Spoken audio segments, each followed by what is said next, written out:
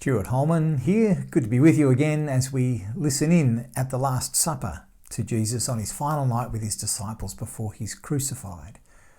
Knowing exactly what's about to unfold, Jesus' parting words of encouragement and teaching carry so much extra weight. We're up to John 15, where Jesus says, "I am the true vine, and my Father is the gardener. He cuts off every branch in me that bears no fruit, while every branch that does bear fruit, he prunes so that it will be even more fruitful. You are already clean because of the word I've spoken to you. Remain in me, as I also remain in you. No branch can bear fruit by itself, it must remain in the vine. Neither can you bear fruit unless you remain in me." Some commentators place Jesus walking from the upper room where the Last Supper was held, walking on the way to the Mount of Olives with his disciples when he comes upon a grapevine. Perhaps it's a beautifully cared for grapevine, or perhaps it was wild and woody. It's really just speculation, but it may well have made for a very interesting visual aid. We don't know.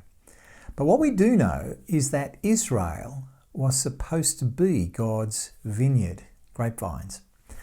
It was supposed to be looked after by diligent and trustworthy religious leaders. The prophet Isaiah in Isaiah 5 verses 1 through 17 told a tragic parable about the failure of God's vineyard. After God had done everything possible so that his vineyard would produce good fruit, it remained uselessly unproductive. Worse, it produced the bad fruit of injustice and unrighteousness. So in Isaiah's parable, God abandons his vineyard, allowing it to be overrun. It became wild and woody. So when Jesus says in verse 1 here that he is the true vine and God, his Father, is the gardener, we're immediately reminded, of course, of Isaiah 5. But what's different here is that Jesus is the true vine. The true Israel, the one who actually was what God wanted and expected from his people, his true people. Jesus, and not national Israel, stood on good terms with God. And so the only way that Jesus' disciples could truly be the people of God was in connection with Jesus.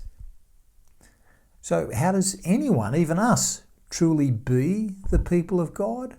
Can't do it on our own, no more than the Old Testament Jews could do it on their own. No, the only way is by being connected as a branch to the vine.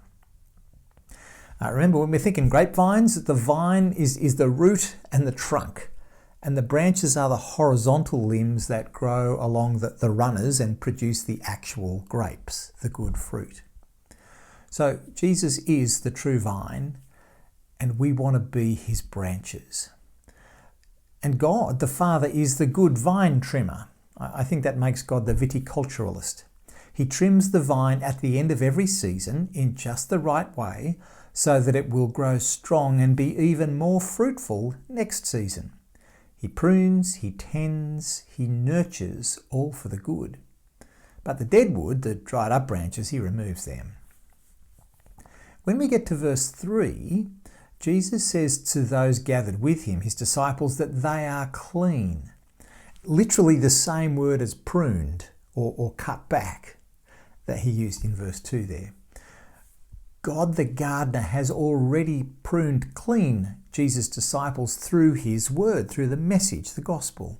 And so Jesus completes the word picture of the vine and the branches. The branches, that is his disciples, need to be well connected to the vine, Jesus, in order to really be the people of God, the people that God always intended for his own, those whom will produce the fruit. Now, there's a sense in which everything Jesus wants to say with this word picture is actually covered in those first 4 verses. But in verses 5 through 8, Jesus seems to circle back and retell the story, but this time with a different emphasis. We've got the basics, okay, but now he's got something more to say. So let's read on and see if we can spot the difference with the emphasis of Jesus' retelling. I am the vine, you are the branches. If you remain in me and I in you, you will bear much fruit. Apart from me, you can do nothing. If you do not remain in me, you are like a branch that is thrown away and withers. Such branches are picked up, thrown into the fire and burned. If you remain in me, and my words remain in you, ask whatever you wish, and it will be done for you. This is to my Father's glory, that you bear much fruit, showing yourselves to be my disciples. So the first 4 verses emphasize Jesus' role as the true vine, faithful Israel. That's why the adjective true is not repeated for us with vine here in verse 5. We already know that. Now, verses 5 through 8, our attention turns to those who are connected, to the branches. This is what to do now that we are branches. And the key word here is obviously remain. In verse 5, we're called to remain in Jesus as he will remain in us.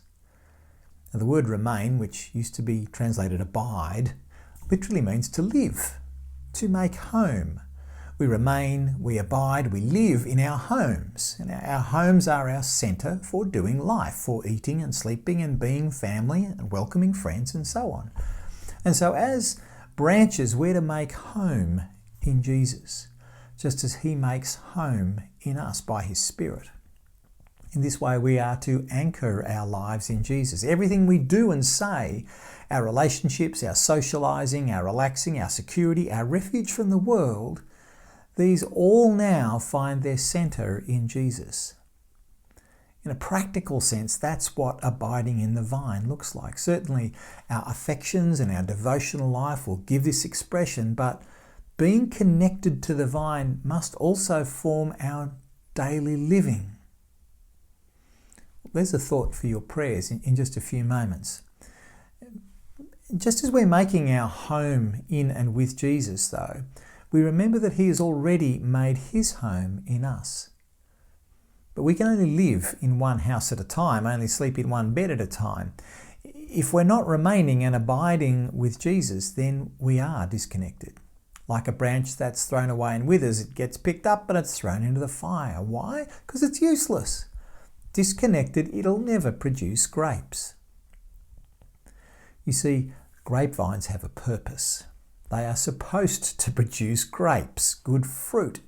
That was the problem with the nation of Israel back in Isaiah 5. It only produced the bad fruit of injustice and unrighteousness.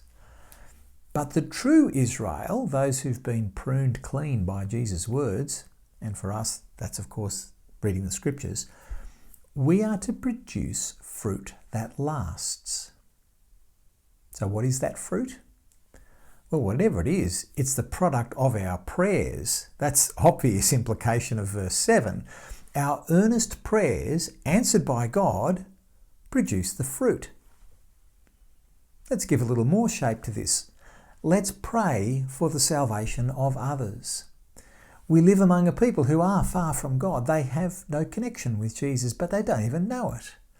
We live with family or with dear friends who are disconnected from that life that is in Jesus. And without his life, they're as good as dead. It's just a matter of time. So let's pray that God would bring them to life, whoever they be. That in God's kindness, they would be grafted into Jesus, the true vine, just as we've been. But there's more to this fruit. We are to produce particularly the fruit of love. We know that because of what Jesus says next. Verse 9, as the Father has loved me, so I have loved you. Now remain in my love. If you keep my commands, you will remain in my love, just as I have kept my Father's commands and remain in his love. I've told you this so that my joy may be in you, and that your joy may be complete. My command is this: love each other as I have loved you. Will you pray now that God will enable you to truly make home with Jesus as you're pruned clean by his word, so that you will produce fruit, the fruit of answered prayer and the fruit of love?